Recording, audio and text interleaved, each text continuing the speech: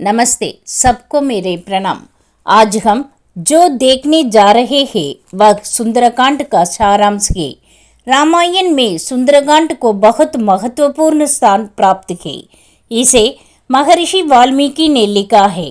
मेरे पिता श्री कन्हैयालाल जी ने इसे सरल हिंदी में इस तरह तैयार किया है कि सब लोग इसे पढ़कर लाभ उठा सके। इसे पढ़ने और सुनने से जो लाभ होते हैं वे इस प्रकार है। विवाह में रुकावटें दूर होगी, व्यापार में सफलता मिलेंगी, बिछड़े हुए लोग फिर मिलेंगे, कामों में विजय मिलेंगी, मुकदमों में सफलता मिलेंगी, शिक्षा में प्रगति होगी, बीमारियों नहीं होगी, लंबी आयु मिलेंगे और सभी प्रकार का सौभाग्य प्राप्त होगा। आइए अब देखेंगे। भगवान श्री राम के आदेश पर हनुमान जी सीता माता की कोच में लंका की ओर जा रहे हैं। हनुमान जी बाग बगीचे, मंडप और किले को ध्यान से देखकर उनका अंदाजा लगाते हुए आगे बढ़ रहे हैं। रास्ते में समुद्र में रहने वाले राक्षसी ने हनुमान जी का रास्ता रोका। तब हनुमान जी उसके मुख के अंदर जाकर उसे नष्ट करके लंका पहुंच गए। लंका शहर के हर कोने का निरीक्षण करके हनुमान जी ने सावधानी से जानकारी जुटाई और जांच की। बुद्धि का कारण बनने वाले चंद्रमा की प्रभावशाली अवधि में कोच करते समय हनुमान जी को कुछ थकावट भी महसूस हुई। हनुमान जी ने शहर में मौजूद सभी घरों की जांच की। हनुमान जी ने कुबेर द्वारा दिए गए रावण के महल को देखा।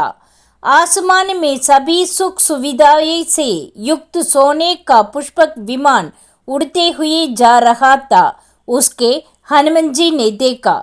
रावण की संपत्ति और ऐश्वर्य और उनके महल की स्थिति को हनुमान जी ने देखा और समझा।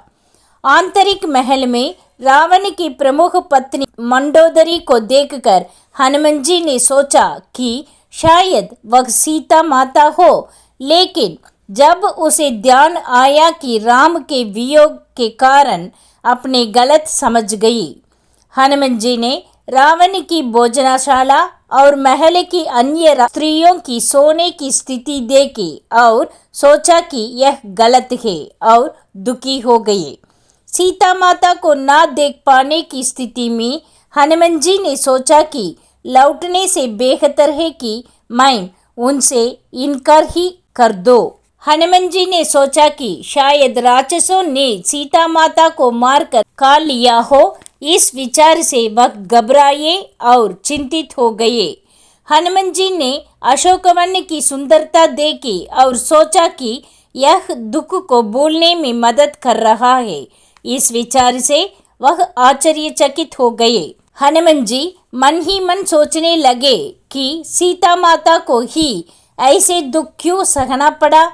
अशोकवन में चंपक वृक्ष के नीचे हनुमान ने राम के वर्ण के अनुसार दिखने वाले व्यक्ति को देखा। सीता देवी के चारों ओर घेर कर खड़े राक्षसों की सुरक्षा को देखकर हनुमान चौंक गए। सीता माता की कोच में रावण का आना और उसे जो सम्मान दिया गया वह हनुमान ने देखा। रावण सीता देवी के पास पहुंचने पर सीता देवी को डरते हुए हनुमान ने देखा। रावण ने अपनी इच्छा पूरी करने के लिए सीता देवी से विनती करते हुए हनुमान ने ध्यान से देखा। श्री राम के चरण में जाना ही अच्छा है। तुम कहाँ हो, मेरे राम कहाँ है?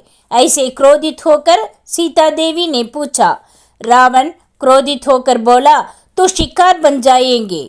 ऐसे कहकर डराने लगे, लेकिन वहां मौजूद राक्षसों ने उसे शांत किया और वे वहां से चला गया। राक्षसियों ने सीता को यह कहते हुए मजबूर करने की कोशिश की कि रावण की काम इच्छा को पूरा करना ही तुम्हारे लिए अच्छा होगा, और यह सब हनुमान ने छिपकर देखा। राक्षसों ने माता सीता देवी को कई तरीके से डराने की कोशिश की। यह सब हनुमान ने देखा। श्री राम, क्या मैं तुम्हें इस दशा से फिर से देख पाऊंगी या नहीं? क्या मेरे जीवन में कभी शुभ समय आएगा? ऐसे कहते हुए सीता तड़प उठी। क्या मरना ही अंत है? मैं किसी की चीज के लिए सहमत नहीं हूँ। अगर श्री राम आकर मुझे बचाने न आए तो मैं मरने का भी साहस करूंगी। श्री राम, क्या आप मुझे बचा नहीं सकते? क्या मेरे धर्मनिष्ठा आपके लिए झूठी हो गई? क्या आपने मुझे बुला दिया? इन दुखित भावनाओं में डूबकर वह जान छोड़ने की निश्चय कर बैठी। तिरिसड़े ने एक स्वप्न देखी कि राम सीता को पाकर रावण सेनाओं को विनाश किया। वह सीता के पास आकर आश्वासन दिया कि यह शुभ स्वप्न है, यह सच होगी। यही समय सीता जी को हैरान थी कि उसके बाएं आंख, कलाई और जांघ फड़क रही थी और यह अच्छा शगुन नहीं। हनुमान जी सीता को अच्छी तरह से जानते थे, ने गहराई से सोचा कि सीता से क्या कहा जाए और उन्हें कैसे समझाया जाए। हनुमान जी ने माँ कहकर शुरुआत की और इक्ष्वाकु वंश का वर्ण करते हुए राम के विवाह गुणों की चर्चा की। यह सुनकर देवी आश्चर्यचकित हो गई। फिर भी सीता देवी के मन में संदेह उत्पन्न हुआ कि यह सब सच है, झूठ है, सपना है या भ्रम। देवी का हालचाल जानने के लिए हनुमान ने पूछा। तब सीता देवी ने समझते हुए और सत्य स्थिति को महसूस करते हुए भक्तिपूर्वक बात की। माँ, श्री राम ने ही मुझे आपके बारे में जानने के लिए भेजा है। ऐसे कहने पर सीता जी ने सुना और सोचा कि यह भी रावण का माया खेल तो नहीं हो सकता। हनुमान ने श्री राम की दुख भरी स्थिति के बारे में और अधिक विस्तार से बताया।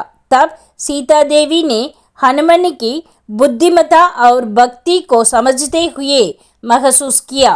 हनुमान द्वारा दी गई अंगूठी को प्राप्त कर सीता जी आनंदित हुई और उन्हें विश्वास हुआ। अब वह यह सोचने लगी कि राम के लिए प्रयुत्तर में क्या किया जा सकता है। हनुमान ने कहा, माँ, यदि आप मेरे साथ चले तो मैं श्री राम के साथ मिलकर खुशी पाऊंगा। ऐसे प्रार्थना की। सीता जी ने काकासुर वध की घटना का वर्णन किया और रावण से खुद को बचाने न आने के कारण का दुख व्यक्त किया। फिर उन्होंने अपने चूड़ामणि श्री राम को देने के लिए हनुमान को सौंप दिया। हनुमान वहां एक दिन रुककर सीता देवी को विभिन्न तरीके से सांत्वना दी और उन्हें शांति प्रदान की। उन्होंने सीता देवी से फिर से कई संदेह कहे और उन्हें विश्वास दिलाया।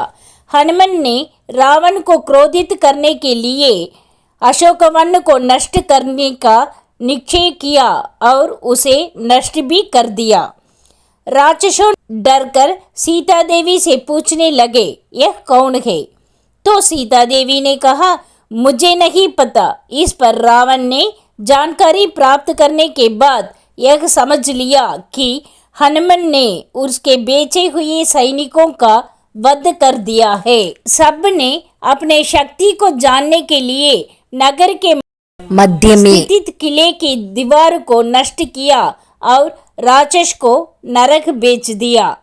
रावण ने जम्बमाली को बेचा और हनुमान ने उसे एक पल में नष्ट कर दिया।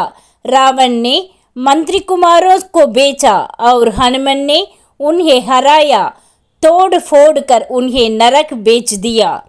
महावीरों के में आकर हमला करने वाले विभीषण, युभाषण, दुर्धरण, प्रकरण और भास्करिदन समेत सभी को एक ही घेर में पकड़कर वे सभी चिल्लाते हुए नरक भेज दिए।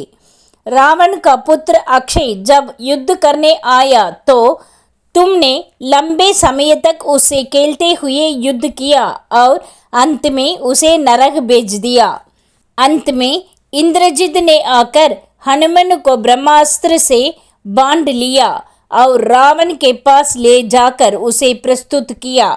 ये सभी घटनाएं घटित होने के बीच हनुमान ने अपने अत्यधिक शक्ति और अद्भुत रूप को प्रकट करते हुए रावण के सामने अपने लिए बड़ा उच्च आसन पर बैठकर देखा। रावण ने हनुमान को ध्यान से देखा और सोचा, यह तो तेज से चमक रहा है, यह कोई साधारण वानर नहीं है। वानर का रूप धारण किए हुए यह कौन है, इसे जानने की इच्छा हुई। रावण ने हनुमान को देखकर पूछा, तुम कौन हो? तब हनुमान ने उत्तर दिया, मैं राम का दूत हनुमान हूँ और श्री राम के बारे में विस्तार से बताए हुए यह कहा, तुम्हें श्री राम के पास शरण जाना ही सर्वोत्तम होगा। रावण क्रोधित होकर इस वानर को नरक बेचने का आदेश दिया, लेकिन विभीषण ने इस आदेश को रोकते हुए उसे सांत्वना दिया, दूध का नाश करना बुरा काम है। जब हनुमान की पूंछ में आग लगा दी गई थी, सीता जी ने अग्नि देवता से प्रार्थना किया कि हनुमान को शीतलता प्रदान करे। इसे जानकर हनुमान आश्चर्यचकित हुई।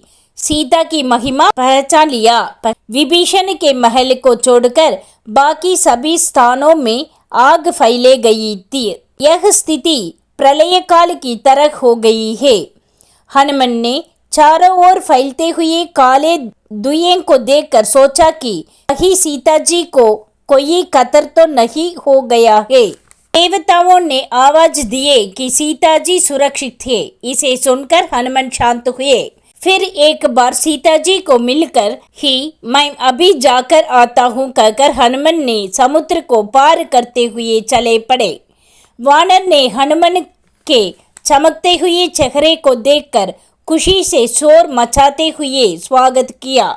हनुमान ने अपने साथ जो हुआ और किए गए साहसिक कार्यों के बारे में बताया तो सभी वानर आनंद से भर गए, जैसे वे खुशी के सागर में तैर रहे हो। हनुमान ने कहा, मैं अकेला ही लंका को नष्ट कर सकता हूँ, लेकिन श्री राम को ही रावण का वध करना चाहिए। अंगदन ने हनुमान की बातों को ना मानते हुए कहा, हम खुद सीता जी को मुक्त कर श्री राम के पास लेकर जाएंगे। जांबवान और अन्य वानरों ने विजय मनाने के लिए मधुवन जाने का सुझाव दिया। मधुवन में प्रवेश किया और उन राक्षसों पर हमला करके दंग किया जिन्होंने शहद पीकर जंगल को नष्ट कर दिया था। दधिमुगन सुग्रीव के पास गए और उनसे दंगों को समाप्त करने का आदेश देने की प्रार्थना की। वानरों ने सुग्रीव के पास आए और खुशियों से हनुमान की वीरता की कथाएं सुनाई। हनुमान ने श्री राम से कहा, मैंने माता को देखा और सीता देवी द्वारा दिया गया चूड़ामणि उन्हें सौंपा। अरे, यह तो सीता ने पहना हुआ चूड़ामणि ही है। ऐसे कहकर श्री राम भाव विभोर हो गए और बोले, जहाँ तुमने सीता को देखा वहाँ मुझे भी ले चलो।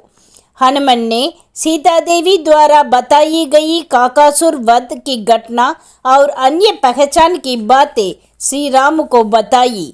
अंत में उन्होंने इस संदेह को समझाया कि क्या एक वानरती समुद्र पार कर सकता है और उन्हें वानर की शक्ति का एहसास कराया। इसी के साथ वाल्मीकि की सुंदरकांड का सारांश समाप्त होता है।